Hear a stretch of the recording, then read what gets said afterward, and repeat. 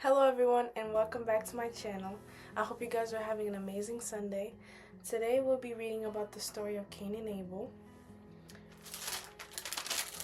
I'll summarize Genesis 5 and then we'll read Genesis 6 and 7 together. Okay, so in Genesis 4, it talked about that Abel is a shepherd now and Cain was working the ground. By the way, Cain and Abel is the sons of Adam and Eve. And Cain and Abel was presenting offerings to the Lord. And the Lord happened to regard Abel's offerings better than he liked Cain's offering. Now, the reason why is, it says, Cain presented some of the land's produce as an offering to the Lord, and Abel also presented an offering, some of the first of his flocks and their fattest portion. So that means Abel gave his firstborn and his fattest, his biggest, while it doesn't really say which crop or which land's produce Cain offered as an offering. And when I was researching more about it, it said that it's all about the heart posture. It's kind of like Cain gave whatever he had to the Lord, kind of like trying to get it done, while Abel gave his first, the one he appreciated more, or the one he took care of more, the biggest, the strongest, to the Lord. Okay, so then the Lord said to Cain, "Why are you furious? And why do you look disappointed? If you do what is right, won't you be accepted? But if you do not do what is right, sin is crouching at the door. Its desire is for you, but you must rule over it." To me, when I read that, it was like God giving Cain a heads up, telling him that, hey, you have the choice to let sin rule over you, or I'll say that Cain could have kind of asked God, why did you favor my brother's offering over mine? Or kind of look within and ask, why am I so furious about this, But he let sin take over him. Okay, so then they went to the field together. Cain attacked Abel and killed him. Come on now, dog. Just because he was furious about it, right? But it's valid, but killing is not valid. Being angry is valid, but killing is not valid. And when God was asking Cain, "Where is your brother?" Cain said, "I don't know. Am I my brother's keeper? Am I my brother's keeper?" And then God ended up punishing Cain. He made him become a wanderer on the earth and made sure that nobody was able to kill Cain. So it's the Lord said, in this case, whoever kills Cain will suffer vengeance 7 times over. And he placed a mark on Cain so that whoever found him would not kill him. Then Cain went out from the Lord's presence and lived in the land of Nod, east of Eden. Sorry if there's so much noise. My window's open. It's kind of hot. Okay, so my notes was that... Oh, that was personal. And then I said, okay, Cain could have picked his best produce, not just any of the land's produce, to be at the same level of thoughtful as Abel. Maybe it's not about comparing, but how much or how much you're willing to be selfless for the Lord. And I said that Cain could have done better next offering by changing the posture of his heart instead of letting sin, jealousy win over it. Even God warned him of the influence of sin, but God didn't stop him because he gave us free will. The same way Adam and Eve decided to eat the fruit to be like God, then we must decide for ourselves. Cain chose sin over love, humility, seeking to be better. And then Cain said, "My punishment is too great to bear." Like he could live with knowing he killed his own brother. God not allowing him to be killed is funny because he will not allow Cain to take the easy way out and just die. He shall think about what he's done. Those are just my opinion though. It kind of sounds harsh, but oh well. So In Genesis 5, it was mostly about the lineage of Seth.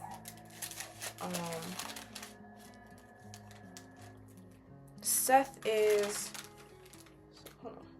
Okay, so Adam and Eve was intimate again, and then they gave birth to another son called Seth. So Genesis 5 is all about the lineage of Seth. And then it talked about like how old they were, how old before they died, and the kids they made. And I noticed that everyone lived for a very long time, but Enoch, or I'm probably spelling it wrong or saying it wrong, but Enoch lived almost half years shorter than all of them. The thing is, he walked with God, which was different than the rest. And I quote, it said in the Bible, then he was not there because God took him. So I thought that it means that he died. And then Lamech, also was different. He birthed Noah and chose his name in honor of something. Like he chose the name, and he like had a meaning behind the name. And the meaning was, this one will bring us relief from the agonizing labor of our hands, cause by the ground the Lord has cursed. So you remember Adam's punishment was that he was gonna have to work harder. So that's Lamech saying that like my son will be a relief from that curse. So he blessed the son, and the son was named Noah. And out of all of these men, only one of them walked with God. Another also gave meaning/purpose to his offspring in honor of peace. Okay, so now Genesis 6 is called Sons of God and Daughters of Mankind. When mankind began to multiply on the earth and daughters were born to them, the sons of God saw that the daughters of mankind were beautiful, and they took any they chose as wives for themselves. And the Lord said, okay. Nice. I'm finding it. On TikTok, I've been hearing that apparently angels has been coming down on earth and having relations with humans. I don't know if they were talking about specifically this part of the Bible, if it was later on in the Bible, but what does that mean, Son of God? Is he talking about us, or was he talking about the angels? I don't know. Okay. But the Lord said, my spirit will not remain with mankind forever, because they are corrupt. Their days will be 120 years. The Nephilim, and I'm guessing that's because I think I've heard that before. I think the Nephilim as in like the angels, like the angels that came down on earth and had relations with the humans. I don't know, guys. I need to research what that word means. But the Nephilim were on the earth both on those days and afterward. When the Son of God came to the daughters of mankind who bore children to them, they were the powerful men of old, the famous men.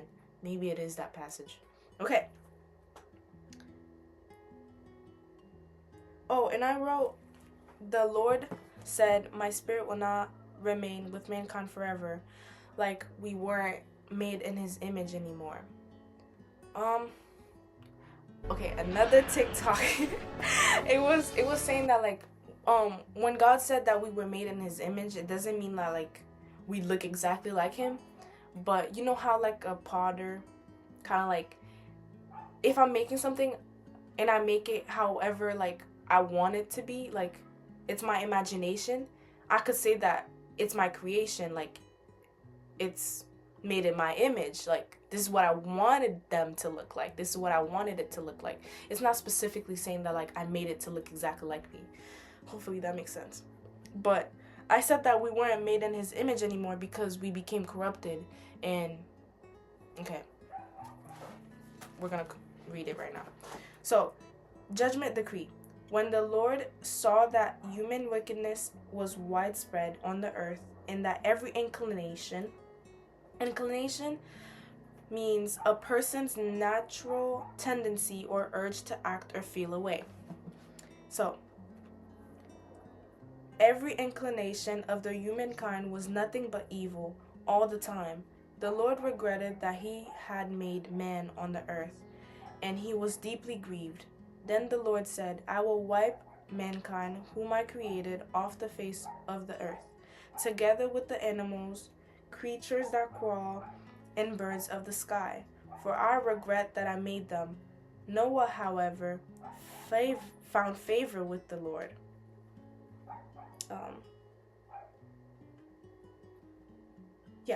I wrote that the Lord regretted making us because every inclination of the... Oh, wait, I just technically recited what the Bible just said. Okay. So, Genesis 6 verse 9 says, These are the family records of Noah. Noah was a righteous man, blameless among his contemporaries. Noah walked with God, and Noah fathered 3 sons, Shem, Ham, and Japheth. Hopefully I'm saying it right. Now the earth was corrupt in God's sight, and the earth was filled with wickedness. God saw how corrupt the earth was, for every creature had corrupted its way on the earth. Then God said to Noah, I have decided to put an end to every creature, for the earth is filled with wickedness. Because of them, therefore, I am going to destroy them along with the earth. Make yourself an ark of gopher wood. Make rooms in the ark and cover it with pitch inside and outside.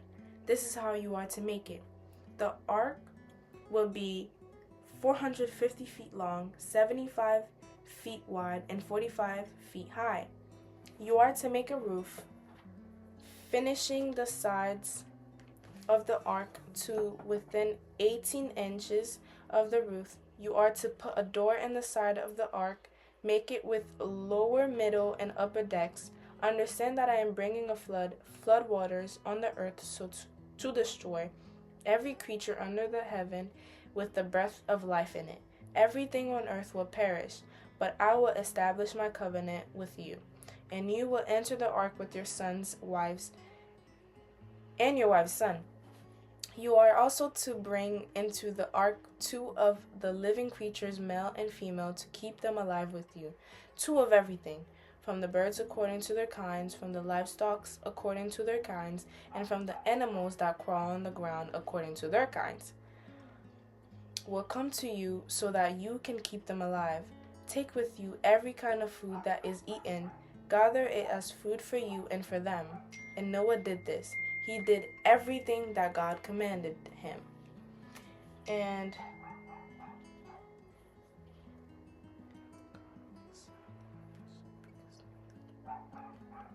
I wrote that Noah was obedient, so should we. Noah's righteousness blessed and saved those around him, his wife, his kids, and his kids' wives.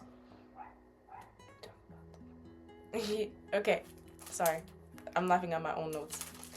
Okay, so, a thought that I had while reading this was, who is getting saved through you?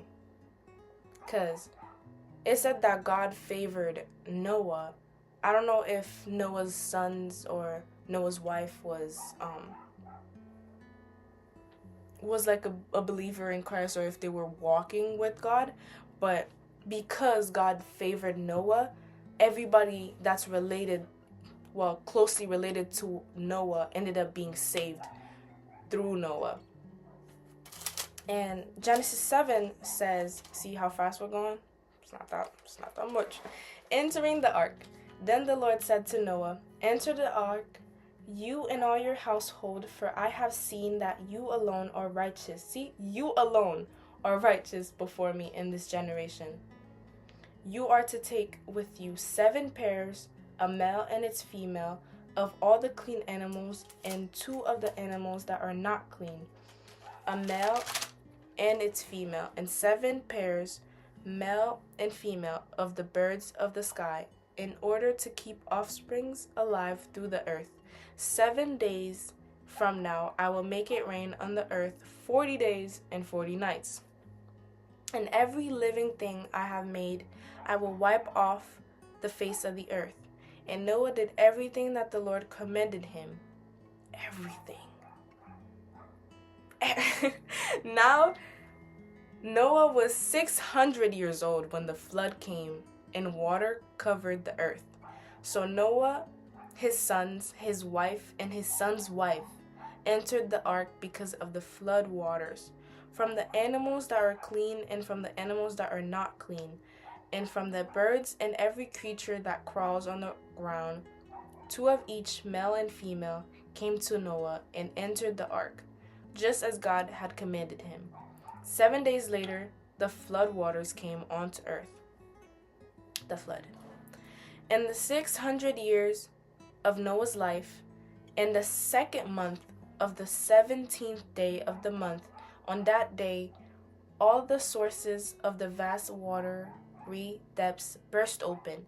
The floodgates of the sky were opened, and the rain fell on the earth 40 days and 40 nights. On that same day, Noah and his 3 sons, Shem, Ham, and Japheth, entered the ark along with Noah's wife and his 3 sons' wives. They entered it with all the wildlife according to their kinds, all livestock according to their kinds, all the creatures that crawl on the earth according to their kinds, every flying creature, all the birds, and every winged creature according to their kinds. 2 of every creature that has breath of life in it came to Noah and entered the ark. Those that entered, male and female of every creature, entered just as God had commanded him. Then the Lord shut him in. The flood continued for 40 days on the earth. The water increased and lifted up the ark so that it rose above the earth. The water surged and increased greatly on the earth. And the ark floated on the surface of the water. Then the water surged even higher on the earth, and all the high mountains under the whole sky were covered. Wow, that's high. The mountains were covered as the water surged above them, more than 20 feet. Why am I reading it like it's my first sermon? Anyway, every creature perished, those that crawl on the earth, birds, livestock, wildlife, and those that swarm on the earth, as well as all mankind, everything with the breath of the spirit of life in its nostrils. Everything on dry land died. He wiped out every living thing that was on the face of the earth, from mankind to livestock, to creatures that crawl, to the birds of the sky, and they were wiped off the earth. Only Noah was left, and those that were with him in the ark, and water surged on the earth 150 days. Okay, see, that was it. Okay. I wonder if Noah was warning people, because if God only told him to build an ark and that, oh, you are to bring those animals and your wife, your sons, and your son's wife. I wonder if Noah was warning everybody, yo, God is gonna flood the earth. I'm just letting you know, God is gonna flood the earth. Or did Noah remain quiet and just build? And if he did just build, was everybody looking at him like, what is he preparing for? Yeah. Let me know if you have any thoughts. Let me know if you agree with me or if you do not agree with me. Let me know about your opinions on the Bible, because so far we've read Genesis 1 to 7. So let me know if you have any thoughts. Thank you so much for listening to me. Homework is that you will read Genesis 8, and then when we come back, we'll read it together. And then, yeah. I hope you have an amazing Sunday. I care for you, but God cares for you way more. Bye-bye.